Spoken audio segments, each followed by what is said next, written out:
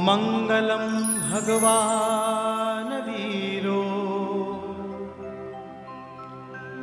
मंगलम गौतम प्रभु। ओम नमो अरिहन्ताणं नमो सिद्धाणं नमो आयर्याणं नमो वचायाणं नमो लोये सवसाहु। जय जिनेंद्र। मंगलम में आज आपका स्वागत है। आज हम सुनेंगे स्वामी श्रुत प्रज्ञा जी से महावीर भगवान का उपदेश अनेकांतवाद पर। उसके बाद में हम सुनेंगे एक भक्ति संगीत और फिर चलेंगे ग्लोबल न्यूज़ की तरफ। उसके बाद में हम मिलेंगे हमारी युवा पीढ़ी से। सो कहीं जाइएगा मत, हम फिर लौटते हैं।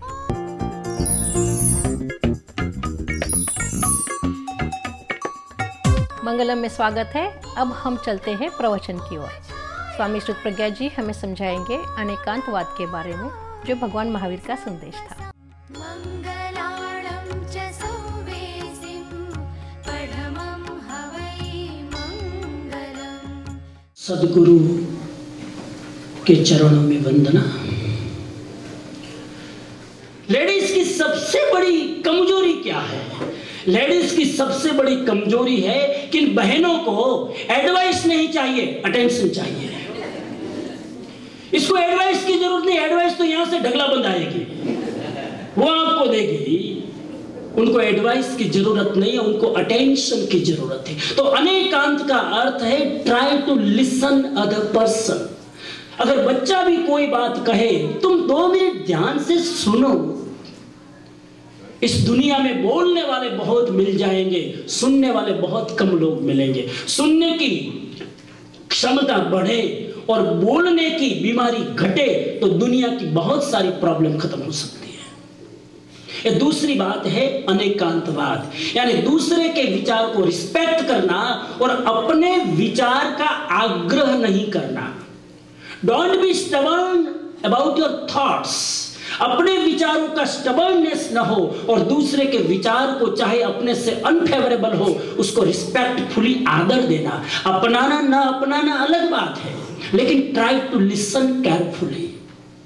और महावीर ने तीसरा सिद्धांत दिया अपरिग्रह का, नॉन पॉसेसिवनेस। नॉन पॉसेसिवनेस का अर्थ है बने उतना संग्रह कम करो। अब तो मैंने सुना है कि अमेरिका में बड़े बड़े बिजनेस स्टोर चलते। अब आजकल ऐसा चलता है कि आपके फालतू चीजों को रखने का बिजनेस, क्या बोलते हैं उसको मुझे पता नहीं है। हाँ, आपको सबको मालूम है। आपकी फालतू चीजें, वो एक गोडाउन, एक स्टोर रूम, क्या बोलते हैं मुझे पता नहीं, एक उसको आपकी फालतू चीजें रखने का एक बहुत बड़ा बिजनेस चलता है। हाँ, स्टोरेज, जहां स्टोरेज किया जाता है। अब इतना परिग्रह है इस देश में। ये परिग्रह के कारण मुझे बहुत लोग, अमेरिका में सबकी एक प्रॉब्लम है, सबकी एक प्रॉब्लम, मेरे पास टाइम नहीं है, मेरे पास टाइम नहीं है। मैं कई बार सोचता हूं टाइम मैनेजमेंट के सारे प्रिंसिपल अमेरिका में फैल क्यों हो गए हैं। इतने बड़े बड़े लोग लेक्चर देते हैं टाइम मैनेजमेंट, फिर भी टाइम की प्रॉब्लम। टाइम मैनेजमेंट का सबसे बड़ा सूत्र है कंट्रोल योर पोजेशन। हमारा बहुत सारा समय पोजेशन को मेंटेन करने में जाता है। अगर उसको कंट्रोल कर ले तो हमारे पास समय ही समय है। तो ये 3 सिद्धांत महावीर ने दिए। उन तीनों सिद्धांत के आधार पर मैं आपको आज 5 चीजें कहना चाहता हूं। 5 चीजें। आपका मूड है ना सुनने का? हाँ, सॉरी, हाँ, सुनने का मूड है ना? 5 चीजें मैं आपको शॉर्ट में कहना चाहता हूं। पहली चीज, कभी कभी कुछ मूड होता है, ऐसे कोई प्रसंग होता है, महावीर जयंती है, ऐसे बड़ा दिन होता है, तो आदमी मेंटली थोड़ा प्रिपेयर होके आता है। बिना मन से तो बहुत बार सुनते हैं, लेकिन कभी कभी मूड होता है। तो आज मैं आपको इन शॉर्ट नटसेल में 5 बातें बताना चाहता हूं, the 5 keys If you want to get peace in your life, if you want to get happiness in your life, if you want to improve yourself, पहला सूत्र सेल्फ इंट्रोस्पेक्शन।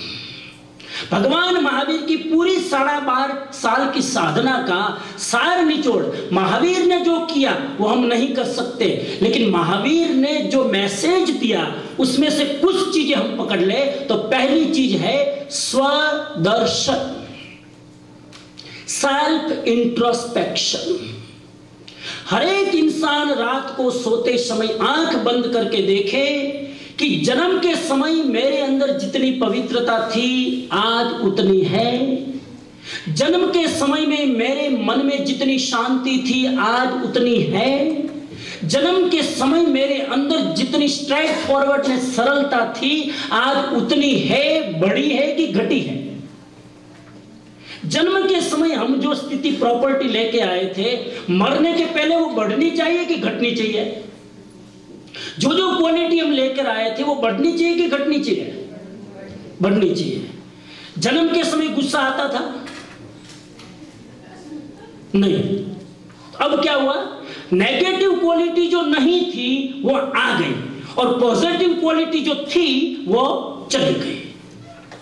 उम्र बढ़ने के साथ में सबसे बड़ा करिश्मा होता है कि नेगेटिव चीजें नहीं थी वो आ गई, पॉजिटिव चीजें जो लेकर आए थे वो धीरे धीरे चली जाती है।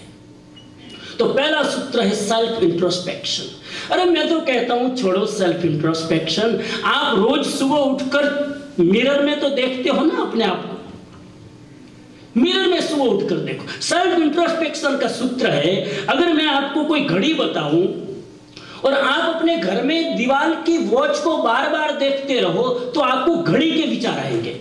If you watch the watch तो आपको वॉच के विचार आएंगे, लेकिन आप मिरर के सामने खड़े हो जाओ तो मिरर का विचार नहीं आएगा, अपना विचार आएगा। जरा प्रयोग करके देखना, घड़ी को सामने रखो तो घड़ी का विचार आएगा, लेकिन मिरर को सामने रखो तो अपना विचार आएगा। 1 मिनट तक देखोगे तो शरीर का विचार आएगा, 2 मिनट तक देखोगे तो आपके शरीर के अंदर आपकी जो फीलिंग है, आपके जो इमोशंस है वो रिफ्लेक्ट होने लगेगा आपके चेहरे के ऊपर। अब 3 मिनट अपने चेहरे को देखना दर्पण के सामने, धीरे धीरे धीरे चेहरे के भीतर जो दूसरा चेहरा है, ओरिजिनल फेस, वो बाहर आने लगेगा और आप कितने सुंदर लग रहे हो, कितने कुरूप लग रहे हो, वो आपको दिखने लगेगा। तो पहला सूत्र है सेल्फ इंट्रोस्पेक्शन। अपनी लाइफ में आप डे बाय डे कितनी प्रोग्रेस करते जा रहे हो उसको न्यूट्रली देखो। जो आदमी अपनी प्रोग्रेस को देखता है मरने के बाद भी उसकी गति ऊंची होती है, और जो आदमी अपने प्रोग्रेस को नहीं देखता है उसकी गति बिगड़ जाती है। बहुत सारा हमारा समय व्यर्थ की बकवास में, फालतू बातों में चला जाता है, और जो करने की चीज में समय लगाना चाहिए उसके लिए समय रहता नहीं है। सेल्फ इंट्रोस्पेक्शन करना है तो फालतू बकवास से अपने आप को मुक्त करें, उससे कोई फायदा नहीं है। एक शिकारी था, हंटर, वो जंगल में गया शिकार करने, तो एक वृक्ष के नीचे, थका मादा था तो वृक्ष के नीचे बैठ गया थोड़ा आराम करने के लिए। आराम करने के लिए बैठा तो पास में खोपड़ी पड़ी थी। अब जब आदमी निठल्ला निकम्मा बैठेगा तो हर किसी से हरकत करने लगेगा, तो खोपड़ी पड़ी थी तो सोचा कि चलो खोपड़ी से जरा खेले। तो उसने खोपड़ी को देखकर कहा हेलो, तो सोचा कि अभी खोपड़ी कुछ जवाब देगी। अब कोई पूछने का कोई मतलब नहीं था, खोपड़ी थी, डेड बॉडी थी, लेकिन ऐसे ही बस कुतूहलवश हेलो, तो खोपड़ी के अंदर से हेलो, खोपड़ी भी बोलने लगी हेलो। एकदम घबरा गया, उसने कहीं खोपड़ी बोलती है? उसने फिर दूसरा प्रश्न पूछा हेलो, तो क्या हेलो, तो पूछा कि आपकी हालत कैसे हुई? तो क्या बकवास करने से। हाँ, बकवास करने से मेरी हालत ये हुई। वो एकदम घबरा गया कि सोचा कि खोपड़ी विचित्र है, कहीं मेरे को कब्जा न कर ले। वो भागा, सोचा कि राजमहल में जाके सम्राट को सूचना दे दूं। इतनी खोपड़ी बढ़िया जंगल में नहीं होनी चाहिए, ऐसी खोपड़ी तो राज दरबार में होनी चाहिए, जो बोलती है, बात करती है, डायलॉग करती है। और सम्राट को जाके सूचना दी कि मैंने जंगल में बहुत बढ़िया खोपड़ी देखी, बातें करती है। उसने कहा रहने दे, फालतू बात, अनसंट बातें करता है, तेरा दिमाग खराब हो गया। तो नहीं नहीं, मैं कानों से सुनकर आया हूं, आंखों से देखकर आया हूं। रिच सर प्लीज अब चलिए मैं आपको दिखाऊं। फिर उस सम्राट को लगा कि ये शिकारी है तो ऑनेस्ट, बहुत बार मेरा उससे काम पड़ा है, फालतू बातें तो नहीं करता है। तो सम्राट अपने दरबारियों के साथ में वो लिया, आगे आगे शिकारी और पीछे पीछे सम्राट, और पूरी उसकी राज दरबारी का काफिला जा रहा है।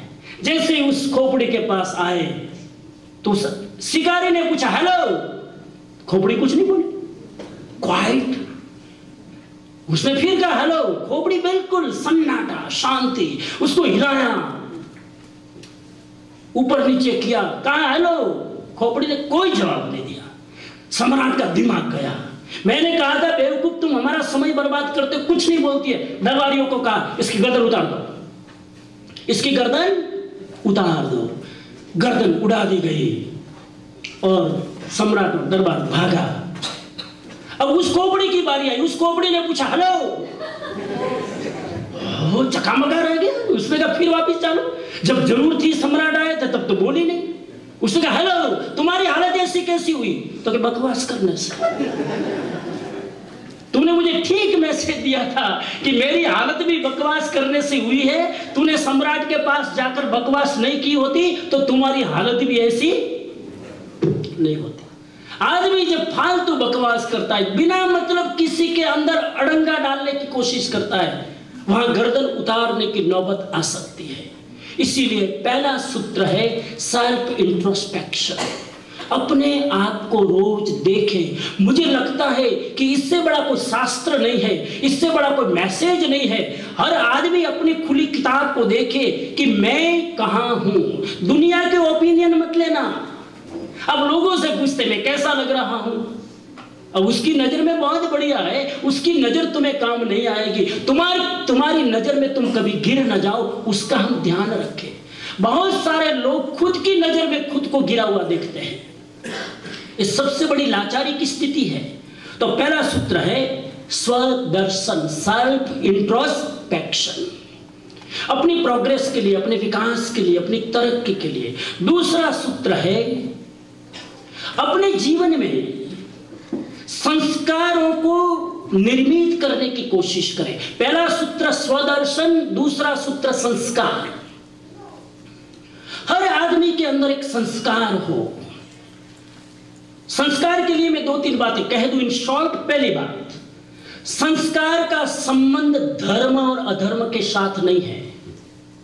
एक धार्मिक व्यक्ति भी असंस्कारी हो सकता है, एक अधार्मिक व्यक्ति भी संस्कारी हो सकता है। संस्कार का अर्थ है विवेक, संस्कार का अर्थ है मैनर्स, संस्कार का अर्थ है पॉजिटिव क्वालिटी का एक ग्रुप, उसका नाम है संस्कार। एक एथियस्ट आदमी हो, भगवान को न माने, आत्मा परमात्मा को न माने, वो भी संस्कारी हो सकता है। संस्कार का मतलब है विवेक।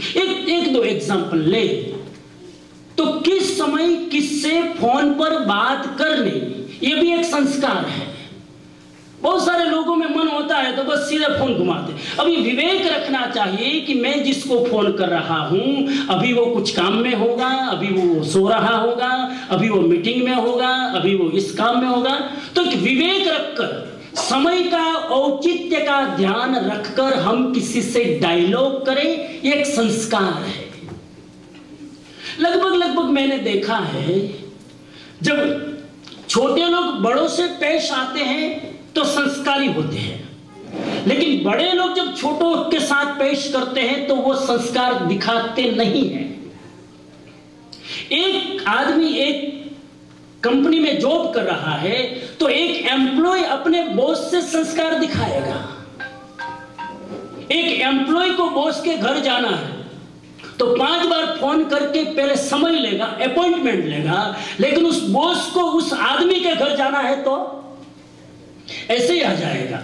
एक एम्प्लॉय था, उसके घर में सैटरडे संडे का दिन था, वो पूरी फैमिली को, बच्चों को लेकर पिकनिक पर घर से निकलने के प्लान कर रहे थे। उतने में बॉस आ गए। अब उतने में बॉस आ गए तो अब तो मैनर्स रखना था, तो उसने घर पे आगता सागता की बिठाया, चाय पानी पिलाया। और वही बॉस जो बिना सूचना किए इसके घर आ गया, वही बॉस जब अपने बॉस के घर पर जाता है तो 7 बार फोन करके अपॉइंटमेंट लेके जाता है। इसका मतलब है कि एक व्यक्ति के अंदर अगर संस्कार नहीं होता है तो वो दूसरे व्यक्ति की जिंदगी को खराब कर सकता है। वो बच्चे जिंदगी भर याद रख रहे थे कि डैडी तुम्हारे घर, ये अपने घर बॉस आए ने हमारी पिकनिक खराब कर दी, हमारा टाइम बर्बाद कर दिया, आज हमने मूड बनाया था, सब खलास हो गया। तो इसलिए औचित्य का ध्यान रखना संस्कार। होता क्या है, हर व्यक्ति हमेशा दूसरों से अच्छे संस्कार की अपेक्षा रखता है, लेकिन खुद व्यक्ति उसके सामने संस्कार प्रकट करने की कोशिश नहीं करता है। हर व्यक्ति चाहता है कि दूसरा मेरे सामने संस्कार के ढंग से पेश आए, लेकिन हम कभी दूसरों के सामने संस्कारी बनने की कोशिश नहीं करते। अब लेंगे हम एक छोटा सा ब्रेक, लेकिन फिर लौटेंगे। For your tax-free donations, suggestions and comments, please visit mangalamshow.com. आइए अब हम सुनते हैं एक स्तवन, एक भजन महावीर भगवान का, और उसके बाद में हम सुनेंगे Jain global news.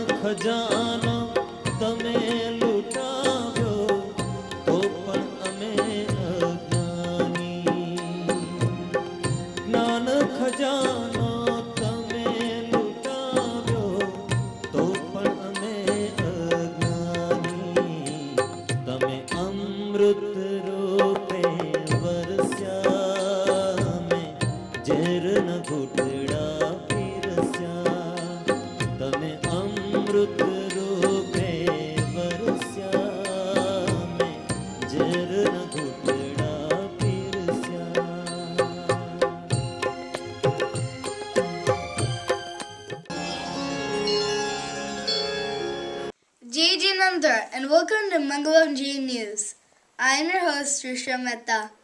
Alarmed by the rising casualties and road accidents, Jain Sangh leaders have asked saints to walk carefully on highways when they are on a vihar. A word of precaution has been circulated among the Jain Sanghs following the Ahmedabad-Borivali highway accident which killed 2 sadhvis. For the last 3 years, the sadhvis and munis are being instructed to affix radium strips to their walking sticks, clothes, and wheelchairs. Radium strips reflect light, making them visible in dark to passing vehicles. Apart from this, they have also been asked to minimize travel in the dark. A Muslim Assistant Commissioner of Commercial Taxes, Intaj Malik, is a PhD guide to two Jain Munis, Chintan Muni and Niranjan Muni, helping them understand Jainism in a new perspective. He follows his students during their vihar around the country, meeting them at upashrayas to follow up on their progress. He also carries reference books and laptops for his students. Chintan Muni is writing his thesis on Austerities in Jainism and Other Religions, a comparative study. Late Dr. L.C. Jain has been awarded the prestigious Padma Vibhushan. He was a leading Gandhian and played an active part in India's independence movement. Also, Dr. Pukhraj Bafna has been awarded Padma Shri. He is a pediatrician and done pioneer work in medicine. The third Prakrit Summer School is being organized from July 26 to August 6, 2011 by Ghent University in Ghent, Belgium. A similar introductory course in Jaina Mahastri took place in Finland in 2007 and Wurzburg in 2009. This time, PSS is going to focus on the Jain epic and narrative material. This is all we have for today's Jain News. We'll see you next time. Until then, Jai Jinandra. अब वक्त है एक छोटे से break का, पर कहीं जाइएगा मत, हम शीघ्र लौटते हैं. For your tax-free donations, suggestions and comments, please visit mangalamshow.com.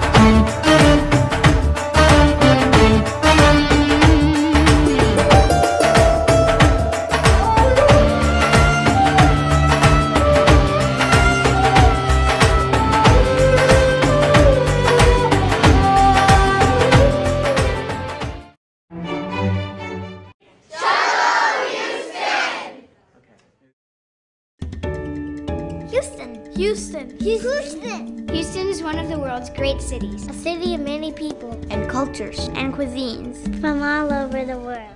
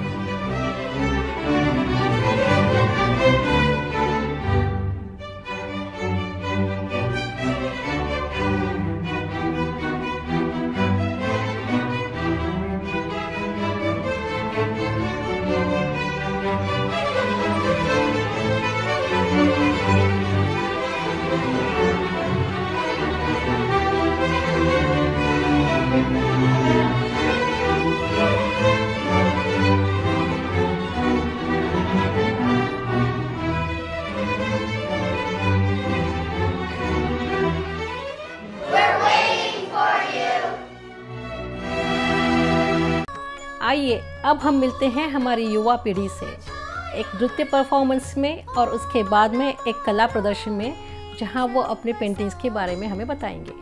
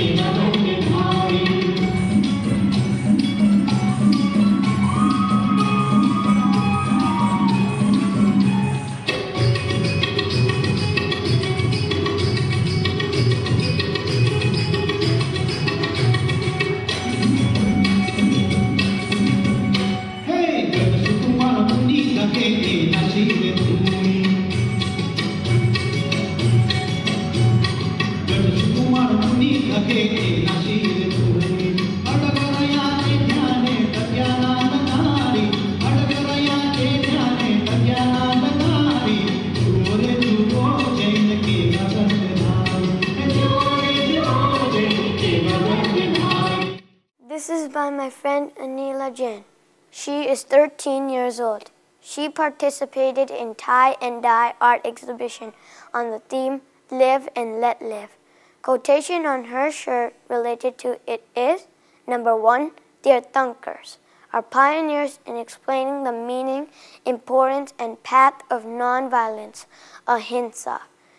Number 2, Jain Saint's character, the most adorable, ideal, inspirational way to practice non-violence. It is based on Jain philosophy of live and let live. Thank you. Jai Jinendra. My name is Vaibhav Dadda. I am 15 years old.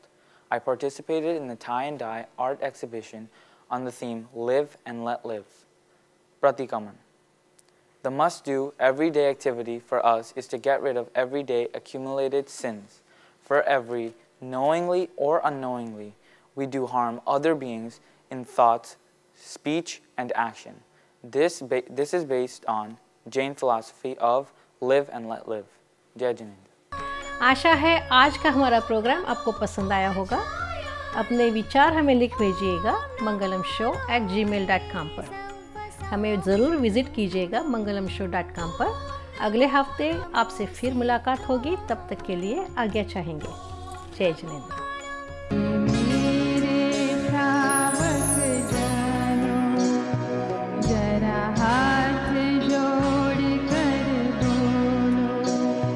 जब जय